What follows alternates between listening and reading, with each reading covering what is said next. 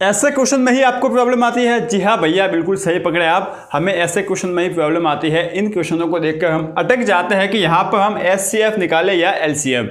कोई बात नहीं, आपका भैया आपका यह डाउट आज के इस वीडियो में खत्म करने वाला है।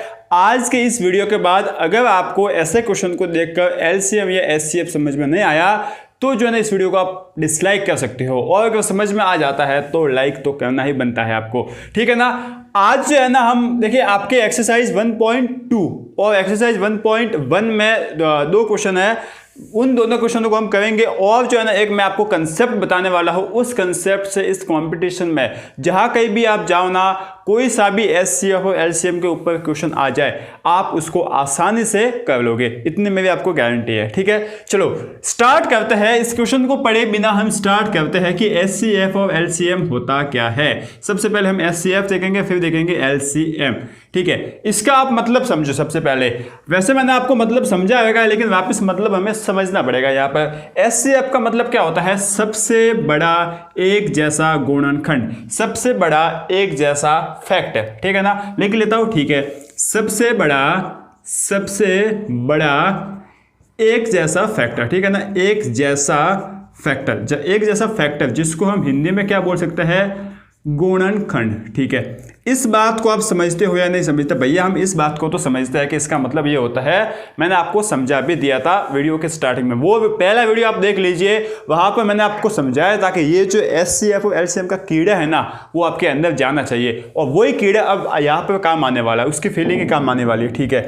मतलब हम यहाँ पर किन्हीं भी दो संख्याओं जैसे कि 12 और 18 है, ठीक है ना, इन दो संख्याओं का जब हम एचसीएफ निकालेंगे ना, तो उनके फैक्टर को देखेंगे। उनके फैक्टर को देखकर जो सबसे बड़ा फैक्टर होगा ना, उसको हम बोलेंगे एचसीएफ। पहली बात तो ये, ठीक है। अब यहां पर हम क्या कर रहे हैं कि इन दोनों संख्याओं का गुणनखंड कर रहे हैं, तोड़ रहे हैं, ठीक है ना। अब जब हम दो संख्याओं को तोड़ेंगे तो जो आंसर आएगा ना, वो इन दोनों संख्याओं से कम आएगा। क्या आएगा? कम। इस बात को आप समझिए। क्यों कम आएगा? क्योंकि भैया हम क्या कर रहे हैं, एक बड़ा सा मान लीजिए बक्सा है, उस बक्से को हम तोड़ रहे हैं, ठीक है ना। और जब तोड़ेंगे ना, तो हमें क्या मिलेगा? कोई भी संख्या जो मिलेगी ना, ओवरऑल वैल्यू मिलेगी, वो कम मिलेगी। तो यहाँ पर आपकी ओवरऑल जो वैल्यू आएगी ना, ओवरऑल वैल्यू वो क्या आएगी? आपकी कम आएगी। इस बात को आप समझे नहीं समझे? ठीक है भैया, हम इस बात को तो समझ गए कि ओवरऑल वैल्यू कम आएगी, ठीक है। तो यहां पर क्या होगा इसका, देखिए सबसे पहले एलसीएम का मतलब समझ लीजिए। एलसीएम का मतलब होता है लोएस्ट कॉमन मल्टीपल, ठीक है। सबसे छोटा, यहां पर लिख लेता हूं, सबसे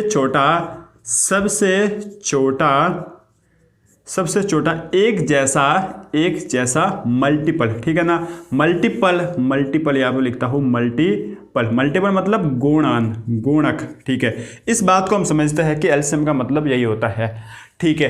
अब हम क्या निकाल रहे हैं? गुणक निकाल रहे हैं। गुणक का मतलब क्या होता है? जैसे कि 12 और 18 का सबसे छोटा गुणक हम देखते हैं। जैसे कि देखिए 12 का सबसे छोटा 12 होगा, उसके बाद 24, उसके बाद होगा 36, उसके बाद 48। इसी तरीके से 18 का क्या होगा? 18, 36, उसके बाद 54, इस तरीके से चलता जाएगा। तो हम यहाँ पर क्या कर रहे हैं? किन्हीं दो संख्याओं का गुणक निकाल रहे हैं, उनके मल्टीपल निकाल रहे हैं। और मल्टीपल तो जो है ना, हमेशा क्या आएंगे? बड़े आएंगे, या तो इसके इक्वल या फिर बड़े ही आएंगे। तो जब हम इन दो संख्याओं का कॉमन मल्टीपल निकालने जाएंगे ना, तो हमेशा इन दोनों संख्याओं से क्या आएगा? ओवरऑल वैल्यू जाएगी ना, ओवरऑल वैल्यू वो क्या आएगी? ज़्यादा आएगी। इस बात को आप समझे या नहीं समझे? बिल्कुल भैया, इस बात को हम समझ गए कि जो ओवरऑल वैल्यू आएगी एलसीएम में ना, वो ज़्यादा आएगी, और एचसीएफ में जो ओवरऑल वैल्यू आएगी वो कम आएगी। भैया अगर आप इस बात को समझ गए हो तो बिलीव मी, आपने बड़े से बड़े कॉम्पिटिटिव एग्जाम के इन सवालों को करना सीख लिया है। कैसे सीख लिया है? जहां कहीं भी आपको ऐसे सवाल दिख जाए, इस तरीके के सवाल दिख जाए, वहां पर आपको एक काम ही करना है। क्या काम करना है? यह पता लगाना है कि इसकी ओवरऑल वैल्यू ज़्यादा आ सकती है या कम आ सकती है। बस आप भैया ये पता लगा लो, काम हो जाएगा। क्या भैया सच में होगा? बिल्कुल होगा। क्या पता लगाना है कि इसकी ओवरऑल वैल्यू ज़्यादा आ सकती है या फिर कम आ सकती है। अगर ज़्यादा आ सकती है तो आप लगाओगे एलसीएम, और अगर कम आ सकती है तो आप लगाओगे एचसीएफ। बस काम हो गया, काम आपका हो गया है भैया, इतनी आसानी से। बिल्कुल जैसे कि अब इस क्वेश्चन को हम पढ़ते हैं, ठीक है। An army contingent of 616 members is to march behind an army band of 32 members in a parade, ठीक है, the two groups are to march in the same number of column, what is the maximum number of columns in which they can march. ठीक है, इसमें क्या बोल रखा है कि एक आर्मी कंटिजेंट है, एक आर्मी की एक सैनिक की टुकड़ी है, कितने मेंबर की है, 616 मेंबर की एक टुकड़ी है। इस टुकड़ी को 32 मेंबर वाली एक आर्मी बैंड है, जो बैंड बजाते हुए आगे चलते ना, वो एक बैंड है 32 मेंबर वाली, उनके पीछे इनको मार्च करना है। इस बात को आप समझे, यहां तक तो समझ गए, ठीक है, उनके पीछे मतलब चलना है। और इस आर्मी की टुकड़ी जो है ना, कंटिजेंट है ना, इनको हमने दो भागों में बांट ली है और इन दो भागों में सेम संख्या में कॉलम में इनको बांटना है, ठीक है ना। जैसे कि मान लो मैं आपको समझाऊं, ठीक है ना, बस यहां पर आप जो है ना अपने दिमाग को खुला रखना, ठीक है, अपने दिमाग को खुला रखना और कोशिश करना कि आप यह पता लगा लो, कोशिश करना कि यह पता लगा लो कि यहाँ पर ओवरऑल वैल्यू ज्यादा आएगी या कम आएगी। ये मान लो कोई आर्मी की बैंड ये आगे है, ठीक है, इसने 616 मेंबर जो है ना उनको दो भागों में डिवाइड किया और उनको जो है ना सेम संख्या में यहाँ पे कॉलम बना रखे, कॉलम तो ऐसे ही होता है लंबे, ठीक है, कॉलम बना रखे हैं और इन कॉलमों में जो है ना इनको क्या करना है, मार्च करना है इस तरीके से, ठीक है ना। अब आप मुझे बात बताओ कि आप इस 32 और 616, ठीक है ना, 616 को इन कॉलमों और 616 जो मेंबर है ना इनको इन कॉलम में आप रखोगे, ठीक है, तो ओवरऑल जो वैल्यू आएगी 616 और 32 की वो ज़्यादा आएगी या कम आएगी, इस बात को आप समझा दो। क्या आएगी यहाँ पे वैल्यू, क्या आएगी, कम आएगी। क्यों कम आएगी, क्योंकि भैया देखिए हम तो जो है ना 616 को बांट रहे हैं ना भैया, थोड़े इस कॉलम में आगे, थोड़े इस कॉलम में आगे, थोड़े इस कॉलम में आगे, जो 32 है उसके हिसाब से, समझ गए ना, आगे 32 फिर थोड़े इस कॉलम में, थोड़े इसमें, थोड़े इसमें, थोड़े इसमें, ठीक है। तो होगा क्या कि ओवरऑल वैल्यू तो जो है वो कम ही आने वाली है, और अगर ओवरऑल वैल्यू कम आने वाली है तो हमें भैया क्या लगाना है, SCF। बस ये पता लगाना है कि आपकी ओवरऑल वैल्यू ज़्यादा आएगी कम आएगी, तो बस आप SCF लगा लो, 616 एंड 32 का SCF, ठीक है ना। ये आपका काम हो जाएगा बड़े ही आराम से, समझ गए भैया, बिल्कुल। अब आपके ये जो सवाल है ना वो एक्सरसाइज 1.1 का है, तो इसको आप SCF निकालने के लिए दो मेथड यूज कर सकते हो, एक तो प्राइम फैक्टराइजेशन वाली और भाज्य गुणनखंड वाली, और एक है मैंने आपको बता ली है यूक्लिड डिवीजन एल्गोरिथम, उन दोनों में से किसी से भी निकाल सकते हो। आपको अगर बोल दिया जाए ना कि उसका ही यूज करो तब तो उसका यूज करना, बाकी किसी भी मेथड का यूज कर सकते हो। तो 616 का हम निकाल लेते हैं, इसका फैक्टर कर लेंगे, ठीक है ना, इसके फैक्टर आ जाएंगे, देखिए फटाफट करते हैं, 600 और 16, ठीक है, कितना आ गया देखिए 2 3 0 8, इसके बाद 2 154, ठीक है, इतना आ गया। अब उसके बाद वापिस 7 और 7, बिल्कुल सही भैया, सही जा रहे हो आप तो, ठीक है। उसके बाद 7 आ गए और इसके बाद आ गए 11, बिल्कुल सही है। तो कितना आ गया 2 इंटू 2 इंटू 2 इंटू 7 इंटू 11, तो ये आपके हो गए 2 की पावर 3 इंटू 7 इंटू 11। जी हाँ भैया, हम तो समझ गए, यहाँ तक बिल्कुल समझ गए, अच्छी बात है। आगे बढ़े और हम निकालते हैं 32 के फैक्टर निकालते हैं, प्राइम फैक्टर, तो कितना आएंगे 2 की पावर 5, ठीक है। यहाँ से जो है ना आप क्या कर दो, यहाँ से कॉमन ले लो भाई। SCF के लिए क्या करते हैं, इन दोनों में हम कॉमन देखते हैं, एक जैसी प्रजाति देखते हैं, एक जैसी प्रजाति तो हमें 2 ही दिख रही है, ठीक है। उसके बाद क्या लेते हैं, सबसे छोटी पावर, सबसे छोटी घात लेते हैं, सबसे छोटी घात है 3, तो इसका हमने ले लिया, तो 2 की पावर 3 कितना होता है 8, तो आपको कितने कॉलम मिल गए, 8 कॉलम में हम इस 616 को डिवाइड कर सकते हैं, समझ रहे ना भाई। 32 में से थोड़े यहाँ पे आ जाएंगे, थोड़े यहाँ, इस तरीके से 8 ये आगे होंगे और ये 8 पीछे होंगे, इस तरीके से चलते जाएंगे, समझ रहे होंगे आप, इस तरीके से होता है, ठीक है। एक और क्वेश्चन कर लेता है जिससे आपके डाउट बिल्कुल क्लियर हो जाएंगे। चलो अब इस क्वेश्चन को पढ़ो, इसमें क्या बोल रखा है, आपके एक्सरसाइज 1.2 का 7वां सवाल है। There is a circular path around a sports field, Sonia takes 18 minutes to drive 1 round of the field while Ravi takes 12 minutes for the same, ठीक है। Suppose they both started at the same time and at the same point and go in the same direction, after how many minutes they met at the starting point, ठीक है ना। क्या बोल रखा है इसमें, पहले इस सवाल को समझते हैं फिर हम अपने कंसेप्ट पे आते हैं। आपको यहाँ पे बोल रखा है कि देख ये जो है ना क्या है, एक स्पोर्ट्स का ग्राउंड है और उस ग्राउंड के क्या जो चारों ओर जो है क्या है, एक सर्कुलर वृत्ताकार पथ है, ठीक है। अब जो है ना बोला है कि सोनिया जो है ना इस वृत्ताकार पथ का एक चक्कर लगाने में, एक चक्कर ड्राइव करने में 18 मिनट लेती है, कितने मिनट, 18 मिनट लेती है, और वही चक्कर पूरा करने में रवि जो है वो कितना मिनट लेता है, रवि मिनट लेता है 12 मिनट। इस बात को समझे, मतलब रवि जो है वो तेज ड्राइव कर रहा है और सोनिया जो है वो स्लो ड्राइव कर रही है या स्लो दौड़ रही है। इस बात को समझे, ठीक है। अब वापस क्या बोला है कि कितने समय बाद ये दोनों वापस यहाँ पर मिलेंगे, ठीक है, समझ रहे ना, कितने समय बाद वापस ये दोनों यहाँ पर मिलेंगे। यहाँ से स्टार्ट किया है और कितने टाइम हो जाएगा उसके बाद ये दोनों यहाँ पर मिलेंगे। देखिए दो यहाँ पर तरीके हैं, दोनों तरीके मैं आपको समझाने वाला हूँ। पहला तरीका मैंने अभी बताया उसी से होगा, दूसरा तरीका क्या है जो मैंने बताया उसी से होगा। वो क्या बताया था, सबसे स्टार्ट में जिनसे हमने एलसीएम क्या होता है वो सीखा था ना, वही कंसेप्ट यहाँ पर लगाएंगे। सबसे पहला तरीका देखते हैं जो कि क्या है, आपको पता लगाना कि क्या होता है ये। देखिए आपको बोलेगा कि 12 मिनट में रवि चक्कर करेगा और 18 मिनट में सोनिया करेगी, ठीक है। इस बात को समझे, मान लीजिए ये आपका रवि है, ठीक है ना, ठीक है, और ये आपकी क्या है, सोनिया। इस बात को तो हम समझ सकते हैं। रवि ने एक चक्कर पूरा करने में 12 मिनट लिए, ठीक है, और वापस सोनिया ने एक चक्कर को, उसी चक्कर को पूरा करने में 18 मिनट लिए, ठीक है। इस बात को समझे।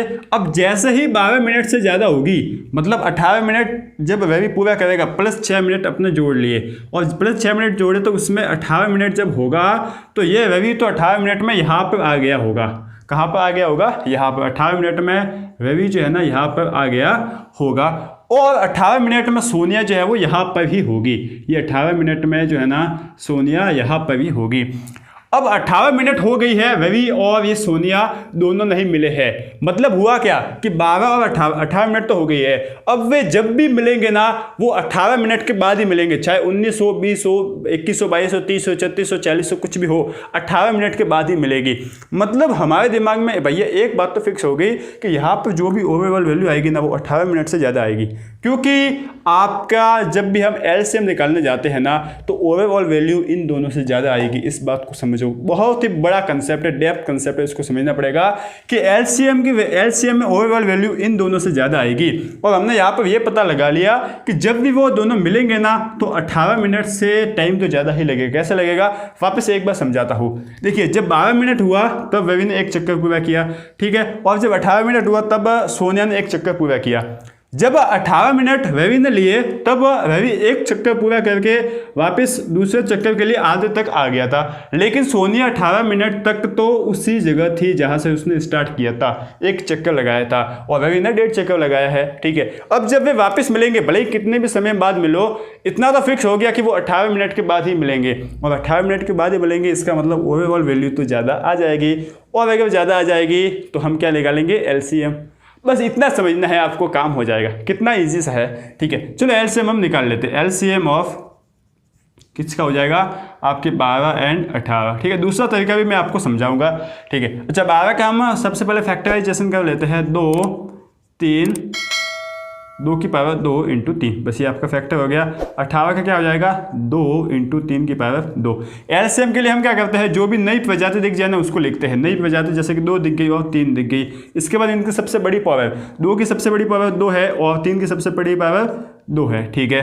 क्या हो गया, ये आपके 4 हो गए और ये आपके हो गए 9, तो 4 9 36, ये आपके 36 मिनट बाद दोनों मिल जाएंगे। इस बात को आप समझे बिल्कुल भैया, अच्छे से समझ के, कोई प्रॉब्लम आएगी बिल्कुल नहीं आएगी। और भी सवाल मैं जब टेस्ट सीरीज स्टार्ट करवाऊंगा तब दूंगा ऐसे क्वेश्चन दूसरे, उसमें आपको समझना पड़ेगा कि कहाँ पर एलसीएम है और कहाँ पर एचसीएफ है। दूसरा तरीका आते हैं, चलो दूसरा तरीका आते हैं, फटाफट मजा आ जाएगा आपको। बहुत ही बढ़िया तरीका। वापस लिखते हैं रवि और सोनिया, ठीक है। इस बात को तो आप समझते हो, ठीक है। एक चक्कर पूरा करने में, मैं यहाँ पर 1 लिखता हूँ, एक चक्कर पूरा करने में रवि को 12 मिनट लगते हैं, सोनिया को कितने मिनट लगते हैं, 18 मिनट, ठीक है। 2 चक्कर पूरा करने में, दूसरा चक्कर पूरा करने में, ठीक है, ये मैं फर्स्ट लिख सकता हूँ, ये सेकंड। दूसरा चक्कर पूरा करने में रवि को कितने मिनट लगे, रवि को मिनट लगे हैं 24 मिनट, भाई 24 मिनट लगे ना 2 चक्कर पूरे करने में। दूसरा चक्कर इसको पूरा करने में कितना मिनट लग गया, 36 मिनट। इस बात को आप समझे बिल्कुल भैया, हम इसको समझ गए। अच्छा तीसरा चक्कर पूरा करने में रवि को कितना मिनट लगा, रवि को मिनट लगा है 36 मिनट, ठीक है। और सोनिया को तीसरा चक्कर पूरा करने में कितना मिनट लगा, 54 मिनट। अब रुक जाओ, यहाँ आकर रुक जाओ भाई। एक चक्कर रवि ने पूरा किया 12 मिनट हो गए, एक चक्कर सोनिया ने पूरा किया 18 मिनट हो गए। उसके बाद क्या हुआ कि दूसरा चक्कर रवि ने पूरा किया 24 मिनट हो गए और दूसरा चक्कर सोनिया ने पूरा किया 36 मिनट हो गए। जैसे ही सोनिया तीसरा चक्कर लगाने के लिए दौड़ी, उसे पता चला कि रवि तो मेरे पास आ गया है तीसरे चक्कर में, ठीक है, रवि तो 3 चक्कर पूरे करके मेरे पास आ गया है। इसका मतलब क्या हुआ कि हम तो वापस जहां से स्टार्ट हो गए थे वहां मिल गए 36 मिनट में। यही तो हमें पूछा था, तो यहाँ पे आंसर क्या हो जाएगा 36 मिनट। वापस समझाओ, देखिए वापस समझाता हूँ। हुआ क्या कि रवि ने एक चक्कर 12 मिनट में पूरा किया और सोनिया ने एक चक्कर 18 मिनट में पूरा किया, ठीक है। और रवि ने वापस दूसरा चक्कर जो है वो 24 मिनट में, मतलब 2 चक्कर 24 मिनट में पूरे किए, ठीक है। 2 चक्कर लिख लेता हूँ, ठीक है। 2 चक्कर 24 मिनट में पूरे किए, ठीक है। सोनिया ने 2 चक्कर 36 मिनट में पूरे किए। जैसे ही 36 मिनट हुई, सोनिया तीसरे चक्कर लगा रही थी, तब तक उसे पता चला कि भाई रवि तो आ गया, मेरे पास खड़ा है। इसका मतलब क्या हुआ कि वो दोनों जहां से स्टार्ट हो गए थे ना, 36 मिनट में जहां से स्टार्ट हो गए थे वहीं पर आकर खत्म हो गए हैं, वहीं पर आकर मिल गए हैं। इसका मतलब 36 मिनट में वे दोनों वापस एक ही जगह मिल गए। तो ये आपका आंसर हो जाएगा। ये वही मेथड है जिस मेथड से मैंने आपको समझाया था कि एलसीएम होता क्या है। मल्टीप्लिकेशन देखिए 12 24 36, 12 24 36, 18 36 54, मल्टीप्लिकेशन इस तरीके से काम होता है। उम्मीद है कि समझ में आ गया होगा आपको बिल्कुल अच्छी तरीके से कि एलसीएम और एचसीएफ होता क्या है। बड़ा ही अच्छा कंसेप्ट था, इसके लिए मैंने इसके ऊपर पूरा सेपरेट वीडियो बनाया है, ठीक है। समझ में आ गया है तो लाइक कर दीजिए, समझ गए ना। अच्छा, और भी सीरीज आती रहेगी, आपके वीडियोस चलते रहेंगे। तब तक के लिए पढ़ते रहिए, आगे बढ़ते रहिए, अपने भैया को सपोर्ट भी करते रहिए। और अगर 10th क्लास में नहीं हो तो जुड़ जाइए, चैनल को सब्सक्राइब कीजिए और अपने दोस्तों को भी कहिए कि वहाँ यहाँ अगर पढ़े, काफ़ी मज़ा आने वाला है। टेस्ट सीरीज आपको बहुत ही जल्द स्टार्ट कर लेंगे, नोट्स आपको जल्द ही मिस चैप्टर के मिल जाएंगे, ठीक है। Thank you.